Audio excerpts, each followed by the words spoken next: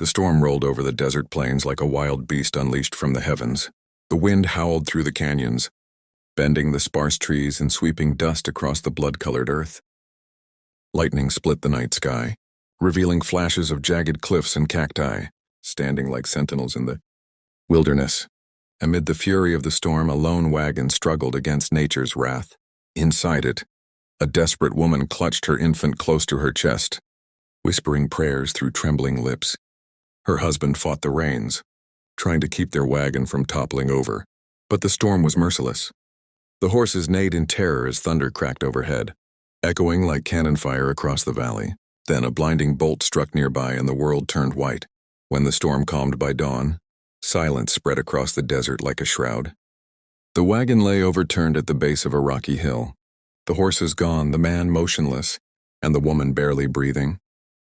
Cradled in her arms, wrapped in a torn blanket, the baby cried weakly, unaware of the tragedy that had claimed his family. From the ridge above, an Apache scouting party watched cautiously. They were returning from a hunting expedition when they saw the wreckage. The leader, a tall warrior named Nali, signaled his men to approach.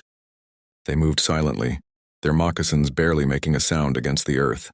As Nali knelt beside the wreckage, his sharp eyes softened at the sight of the tiny child. The woman's hand still rested protectively on the baby's head. She opened her eyes just once more, whispering something Nali couldn't understand, then went still. Nali gently lifted the child into his arms and looked toward the rising sun. "He is alone," he said quietly, "but not anymore." They returned to their village deep in the canyonlands, a hidden place surrounded by red cliffs and winding rivers. The Apache people gathered as Nali carried the baby through the settlement. Old women gasped, and children peered curiously from behind huts made of hide and brush. The chief Gray Eagle came forward, his long gray hair tied with feathers and beads. Nali bowed his head respectfully and told him of the storm and the dead travelers. Gray Eagle looked at the child and nodded solemnly. "The spirits bring life and take it away," he said. "If this child has survived the wrath of the sky, perhaps the Great Spirit has chosen him for something greater." The tribe named him Tayan, meaning new moon, for he had come to them at the dawn after darkness. Years passed and Tayan grew strong among the Apache. Though his skin was lighter and his hair slightly different, the tribe treated him as one of their own. He learned to ride bareback before he could run, to track the movement of deer through broken twigs, to shoot arrows with precision guided by Nali's steady hand. He wrestled with the other boys, hunted with the young warriors, and listened to Gray Eagle's stories by the fire. The old chief would speak of balance, the harmony between man and nature, courage and mercy, honor and heart. Tayan absorbed every word like a sponge, though sometimes he stared at his reflection in the river, wondering who he truly was. He had no memory of the storm, no memory of the faces that had once called him son. All he knew was the Apache way, the call of the drums, the smoke of sage, the freedom of the open sky. One summer evening when Tayan was about 12, the tribe held a ceremony for the young hunters. The drums echoed through the canyon as men painted their faces and women sang ancient songs that flowed like the wind. Tayan stood proudly beside Nali, his chest painted with white lines symbolizing the spirit of the eagle. As the fire blazed high, Gray Eagle placed a hand on his shoulder. "You were born of another people," he said softly. "But the Great Spirit does not see color or tribe, only the strength of one's heart. You are Apache, Tayan, never forget that." The boy nodded, pride swelling in his chest. Yet deep within, a shadow stirred, an unspoken curiosity about where he had truly come from. That same night, far from the village, trouble was brewing. A group of outlaw riders moved through the desert under moonlight, their faces hidden beneath dusty hats. Led by a ruthless man named Jed Carter, they had been raiding settlements and attacking travelers across the territory. Rumors said they sold captives and supplies to crooked traders in the south. The Apaches were not their enemies, at least not yet. But the line between peace and blood was fragile in those wild lands.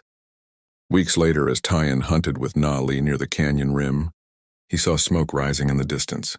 It was not the thin, steady smoke of campfires, but thick and black, the kind that spoke of destruction. Nali's face hardened. "White men's fire," he said grimly. They rode swiftly back to the village, hearts pounding. As they arrived, they found chaos. Several Apache huts were burning, and women were crying out for missing children.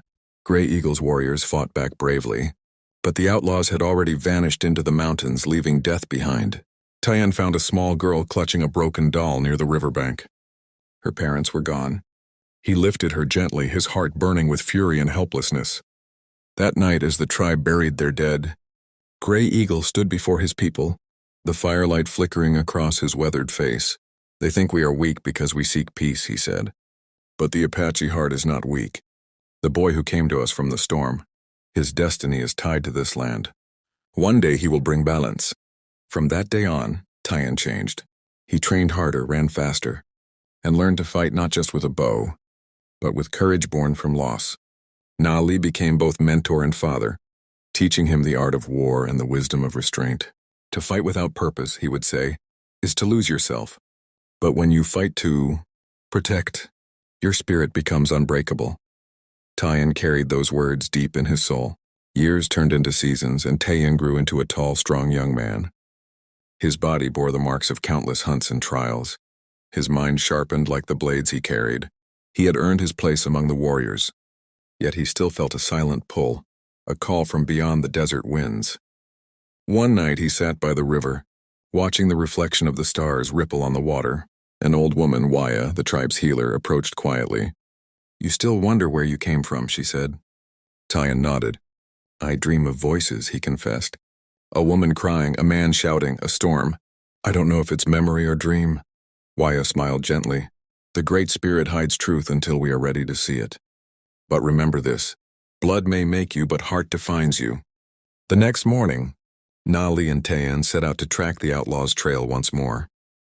They found signs of movement near the mountains, hoofprints, broken branches and the ashes of campfires. They followed for days, sleeping under the open sky. On the 5th day, as the sun bled red across the horizon, they found a small homestead burned to the ground. Among the ruins, a wounded man gasped for breath. Nali knelt beside him, offering water. The man whispered hoarsely, "They took her, my daughter, north." Tyan's chest tightened. The memory of the little girl he had saved years ago came flooding back. He clenched his fists. "We will find her," he vowed. They rode north, deeper into outlaw territory, where the land grew harsher and the nights colder. On the 3rd night, Tyan spotted movement near a ravine, riders guarding a camp below. He counted 6 men. "Jed Carter's gang," Nali whispered. They crept closer through the shadows, hearts pounding. The flickering fire revealed 2 prisoners, a woman and a child, bound near the wagons. Tyan's eyes blazed. Without hesitation, he knocked an arrow and drew the string. The first shot struck true, hitting a guard before he could shout. Chaos erupted. Nali charged from the ridge, his war cry echoing through the canyon. Bullets and arrows filled the night. Tyan moved like the wind, silent and deadly. He cut the woman's ropes as Nali faced the leader, Jed Carter himself. The outlaw swung his rifle, firing wildly, but Nali was too fast. Their fight ended in a single strike, Nali's blade across Carter's chest. The outlaw fell, eyes wide in shock. The remaining riders fled into the darkness. When silence returned, Tyan knelt beside the child they had saved. The girl's tear-streaked face looked up at him, and something stirred deep within him, an echo of his own rescue long ago. He carried her to safety just as Nali once carried him. When they returned to the Apache village days later, Gray Eagle met them at the gate. His old eyes glistened with pride. "You have walked the path of the eagle," he told Tyan. "Now you understand. The child you saved may one day save others." That night, as the drums beat softly and the tribe sang under the stars, Tyan stood apart, gazing toward the distant horizon. He knew his journey was far from over. Somewhere beyond the plains, his true past waited to be discovered. But in his heart he also knew this: he was Apache, not by birth but by spirit. And as long as the wind whispered through the canyons, his destiny would remain tied to the people who saved him. As the fire crackled low, Tyan looked into the camera of time itself, as if speaking to the hearts watching beyond the story. "If you believe in second chances, in courage born from loss, then ride with me," his spirit seemed to say. "Subscribe, follow this journey, and let the story of the Apache heart live on."